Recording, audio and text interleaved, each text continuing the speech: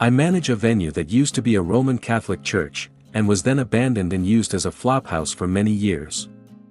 I am frequently in the building alone late at night by myself, closing up after shows and club nights.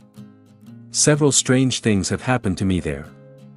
I was really busy setting up for an event, and I was walking along the mezzanine area toward a room that everyone had told me was haunted, and while I love ghost stories, I don't really believe in the supernatural on a fundamental level.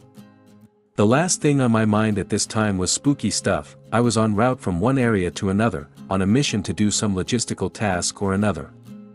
I paused at the railing, and suddenly I felt the sensation of being grabbed hard around the ankle, as though from below, which made no sense as it was a 25-foot drop down to the main floor.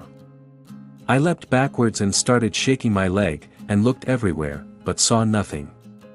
I was taking a meeting in broad daylight with a collaborator. We were sitting on a plush couch in the middle of the space, enjoying our conversation about a potential series of events we could do. Because it was a business meeting, I left one cushion of space between him and myself on the couch. Suddenly, mid-sentence, I felt the distinct sensation of someone walking up to us, and then sitting directly between us. We both paused and just stared at the cushion, which was moving. There was an impression as though someone had sat down, and there was a palpable energy and tension in the air. It felt for all the world as though an invisible person was sitting right there. We sat frozen in silence for about 30 seconds, which is actually a long time, in the middle of a business meeting, staring at the cushion, until I finally waved my arms through the space in exasperation and laughed. We were both confused and shaken and ended the meeting quickly. I had to supervise a group who was rehearsing in the space. I was hungover and got in the morning, led in the group, and went upstairs into a secluded area to take a nap on the couch and wait out my shift. Mid-nap, I woke up suddenly and heard someone slowly descending the stairs from the bell tower.